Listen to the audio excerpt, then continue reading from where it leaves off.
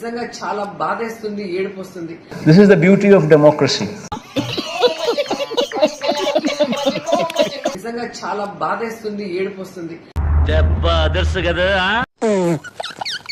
అతిగా ఆశపడే మగవాడు అతిగా ఆవేశపడే ఆడది సుఖపడినట్లు చరిత్రలో లేదు. ప్రతిపక్ష నాయకుడి హోదా ఇవ్వాలంటూ ఏపీ స్పీకర్ కు లేఖ రాశారు వైసీపీ అధినేత జగన్మోహన్ రెడ్డి. ఓహో, అడ్డమైన రౌడీలు చెప్పేది నేను వినాలంటావా? రా స్టూపిడ్ ఇడియట్.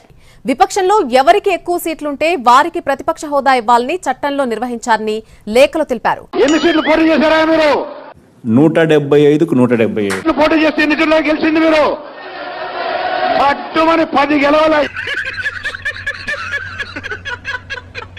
ప్రతిపక్ష హోదా ఇవ్వాలంటే 10% సీట్లుండాలని చట్టంలో ఎక్కడా లేదని, ఎనకడు కోడు తుపాకి లేకపోయినా లపాకి కావాలన్నా అంట.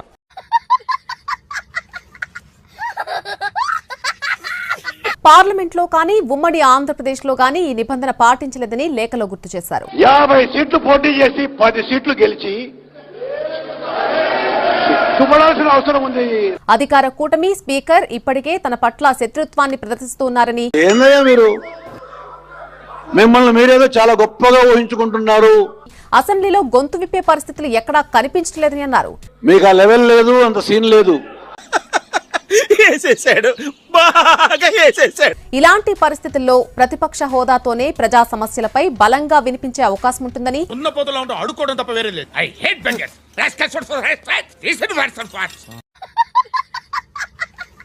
అందుకే తన విజ్ఞప్తిని పరిశీలించాలని జగన్ కోరారు. చంద్రబాబు నాయుడికి మనసు అనేది లేదు. మొదటి దానికి మొగుడు లేడు, కడదానికి కళ్యాణం అని.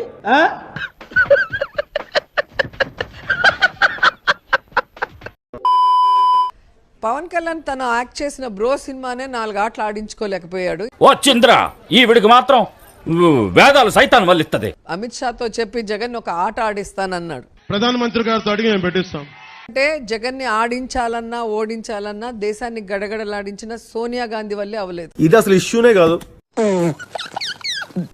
చంద్రబాబు నాయుడు ఆడుతున్న ఆటలో అరటి పండు లాంటి పవన్ కళ్యాణ్ ఏం ఆడిస్తాడో ఒకసారి మీరు ఆలోచించండి. విత్ ఇన్ షార్ట్ టైం మీరు భయపడతారు, నేను పెడతాను. బుల్లెడే అంకుల్ చెప్పు, నేను మాట మీద నిలబడే మనిషినని. ఎందుకంటే ఈరోజు పవన్ కళ్యాణ్ అనేవాడు ప్రజల కోసం పార్టీ పెట్టల. ఏం చేస్తున్నావు నాన్న? ఇప్పుడే బీపీ టాబ్లెట్ వేసుకున్నా. అలాంటి జెండా లేని ఒక వ్యక్తికి ప్రజలు ఎక్కడైనా సపోర్ట్ చేస్తారా? నన్ను ఇష్టపడేవాళ్ళు బయట కోట్లలో ఉన్నారా? సో ప్రజల సపోర్ట్ లేకుండా జగన్ ఏం ఆడిస్తాడు? చెప్పానుగా, నీ పని అయిపోయినట్టే, ఖచ్చితంగా ఇస్తాను. నేను పవన్ కళ్యాణ్ ఛాలెంజ్ చేస్తున్నా. అదే ఏంటా విషయం? నీకు ఇప్పటికే 55 ఏళ్ళు వచ్చింది గాడిదకి వచ్చినట్టు. ఎందుకు ఆవేశపడతారు? ఆడదంటే అణుకుగా ఉండాలి.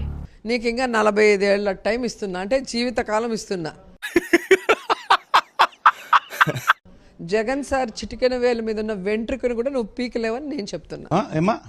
జగన్ సార్ చిటికెన వేలు మీద ఉన్న వెంట్రుకను కూడా నువ్వు పీకలేవని నేను చెప్తున్నా. అటు చూడు బే. పవన్ కళ్యాణ్ గారికి వాళ్ళ గొప్ప విజయానికి అభినందనలు.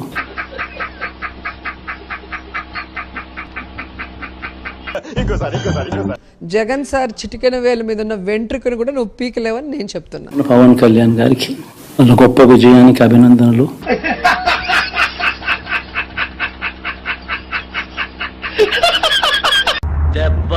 కదా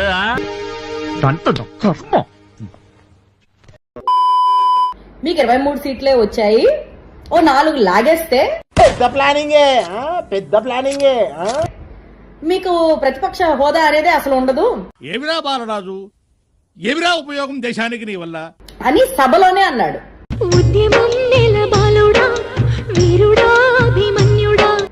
18 మందికి ప్రతిపక్ష హోదా లేనప్పుడు అంటే అది 11 మందికి ఎలా ఉంటుంది?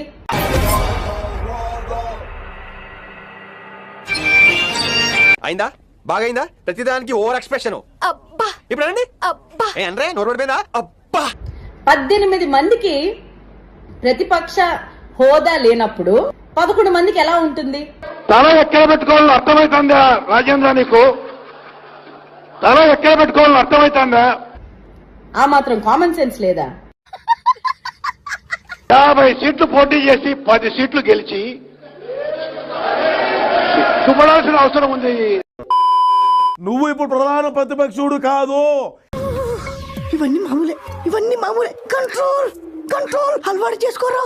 కేవలం పులివెందుల నియోజకవర్గ శాసన సభ్యుడివి. అసలు మీకు ఈ ఆలోచన ఎలా వచ్చింది? నాకు ఈ ఆలోచన ఎందుకు వచ్చిందని అడిగే బదులు మీకెందుకు రాలేదని సిగ్గుపడండి. పులివెందుల నియోజకవర్గానికి సంబంధించినటువంటి ఎమ్మెల్యే తప్ప నువ్వు రెండోది కాదు.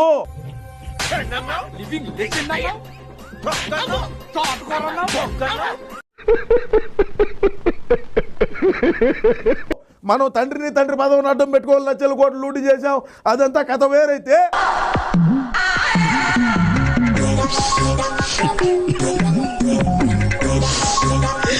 ఇప్పుడు ప్రస్తుతం ఉండేటువంటి పరిస్థితుల్లో ఈ 5 సంవత్సరాలు కూడా నువ్వు పులివెందుల శాసనసభ్యుడు మాత్రమే.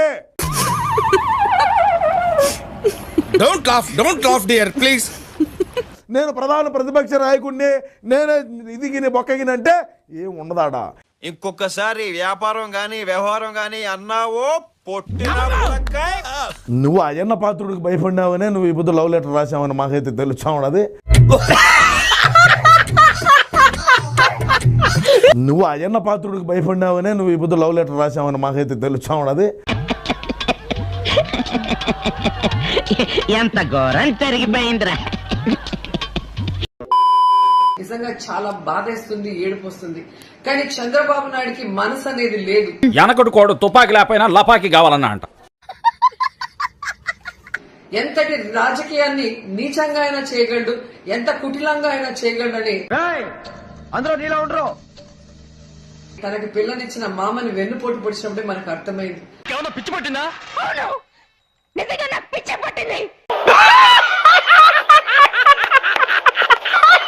గమనించాల్సిన విషయం.